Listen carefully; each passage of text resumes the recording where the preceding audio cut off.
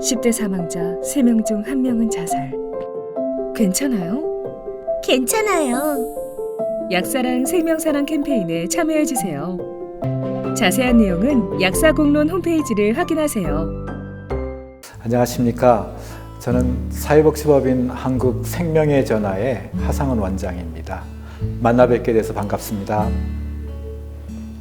저희 한국생명의 전화는 1963년도 호주 시드니에서 시작했습니다. 자살하려고 하는 로이 브라운이라고 하는 젊은 청년의 자살을 막지 못한 것 때문에 당시에 알렌 워커 박사에 의해서 처음 시작한 전화상담 기구고요. 이 전화상담 기구가 한국에 들어온 것은 1976년입니다. 76년 9월 1일 한국 최초의 전화상담 기관으로 시작해서 올해로 44주년이 되었습니다. 그동안 저희 기관에서는 24시간 전화상담을 해왔습니다. 수많은 자원봉사자들의 희생과 헌신으로 하루에 5교대로 전화상담을 쭉 해왔고요. 이 전화상담을 통해서 이제 고독과 고민, 위기와 자살, 이런 수많은 이제 생의 어려움들을 해결하는데 생명의 전화가 기여해왔다, 이렇게 생각할 수가 있고요. 또 2011년부터는 한강 교량에서 투신하는 사람들이 많아져서 저희들이 생명보험사회공헌 재단의 지원을 받아서 SOS 생명의 전화를 설치하기 시작했습니다. 지금 한강 교량에만 74대, 춘천 소양 1교까지 하면 75대의 전화 상담 기기가 이렇게 설치가 돼서 24시간, 그것도 365일 긴급 전화를 저희들이 받고 있고요. 사실 저희들이 보람이 있었던 것은 처음에는 이쪽으로 그렇게 전화가 많이 올까라고 하는 생각을 했었는데 그쪽에서 한 8,500건 이상의 위기 전화가 왔고요. 1,500건 이상의 투신 직전의 사람들을 구조하는 그런 효과를 갖게 됐습니다.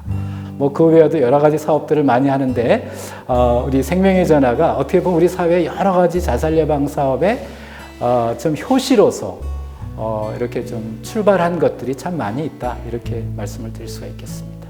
네. 저보고 왜 자살 예방을 합니까? 라고 저에게 물어본다면 저는 자살자 유가족들이 너무 힘들어하니까 자살 예방을 해야 됩니다, 그렇게 생각을 합니다. 자살하는 사람들은 죽지만 남아있는 사람들은 또 다른 고통의 출발점이 될 수가 있거든요. 그래서 그분들을 어떻게 하든지 우리 사회가 보듬고 이분들에 대한 편견적인 의식을 좀 버리고 우리 공동체 멤버로 함께 살아갈 수 있도록 한다는 것이 자살 예방에서 아주 중요한 일입니다. 그래서 저희들이 그분들을 위한 자조 모임이라든가 희망을 찾아 떠나는 여행이라고 하는 집단 그 회복 프로그램, 또 이렇게 야외에 나가서 같이 활동하는 프로그램들, 또 다양한 심리 프로그램들을 전개하면서 그분들이 좀 이 어려움을 딛고 일어나서 새롭게 용기와 희망을 갖고 살아갈 수 있도록 도움을 주고 있다, 이렇게 볼 수가 있겠습니다. 저는 그 대학을 심리학과를 졸업을 했습니다. 심리학과를 나와서 뭔가 도움이 되는 사회에 기여할 수 있는 자원봉사 기관을 찾던 중에 생명의 전화를 만나게 됐어요. 근데 생명의 전화에서 자원봉사 교육을 받고 자원봉사를 시작을 하게 됐습니다. 전화를 받다 보니까 기가 막힌 사연들이 많이 들어왔습니다. 특별히 그 자살 위기에 처한 사람들이 생의 마지막을 호소하면서 전화할 때는 굉장히 제가 겉으로 보기에는 다 멀쩡한 사람처럼 보였는데 인간의 내면에 이런 고독과 고민, 또 우울, 자살, 이런 문제가 참 심각하구나 라는 그런 생각을 해서 아마 그때부터 제가 자살 문제에 대해서 관심을 갖고 계속 공부도 하고 계속 이 일들을 해오지 않았나라는 생각들을 해보고요. 88년부터 시작을 했으니까 올해가 32년째인가요? 네, 32년 정도 생명의 전화와 함께 있었죠. 예. 정말 많습니다. 왜냐하면은 그 8만 명의 약사들, 또 2만 3천 명의 약국이 있다는 얘기를 제가 들었습니다. 저는 자살 예방이라고 하는 것은 이게 전문가들의 몫은 아닌 것 같습니다.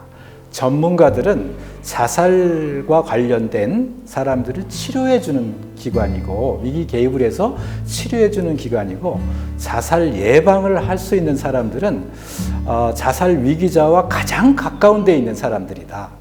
이렇게 생각을 합니다. 그래서 저는 자원봉사자들이 굉장히 그런 역할들을 많이 할 수가 있고요. 가족들, 또 이웃들, 주변의 사람들이 자살 예방을 할 수 있는 가장 좋은 자원들이다 이렇게 생각을 하고요. 특별히 약국이라고 하는 곳은 우리 사회에서 가장 아픈 사람들이 다 찾는 곳 아닙니까? 약국을 안 가본 사람은 아무도 없잖아요.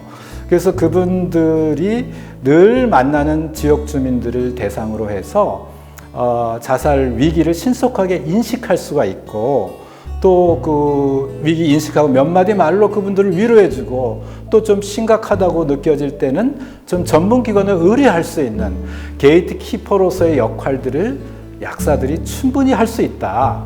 또 전문적인 훈련들을 받고 의료적인 공부들을 많이 하신 분들이기 때문에 이분들이 조금만 관심을 가지면 우리나라 자살 예방에 굉장히 큰 기여를 할 수 있는 곳이 바로 약국이고 약사님들이다 이렇게 생각을 많이 해왔고요. 어떻게 보면 우리 사회의 자살 예방의 전초기지 역할을 약국이 할 수 있다 그런 생각까지 저는 해보기도 했습니다. 예. 생명이라고 하는 게 그 참 소중한 것이라고 하는 것은 우리 모두 다 잘 인식하고 있지 않습니까? 그런 분들의 생명을 다루시는 분들이기 때문에 생명 한 사람 한 사람을 소중하게 여기고 그분들의 상태를 좀 잘 살펴주고 그분들이 좀 평소보다 좀 다른 행동을 보이거나 다른 얼굴 표정을 하거나 다른 모습을 하고 왔을 때 좀 더 관심을 갖고 몇 마디 질문을 하신다면 그분의 생명을 살릴 수 있는 분들이 바로 약사님들이다 이렇게 생각을 합니다. 약사님들 좀 바쁘시지만 또 한 분 한 분에 대해서 좀 더 관심을 갖고 배려해 주시고 또 이렇게 물어봐 주시고 또 도와주신다면 우리나라의 자살률이 현저하게 줄어드는 가장 큰 공로를 할 수 있는 분들이 바로 약사님들이 아니신가라는 생각을 해봅니다.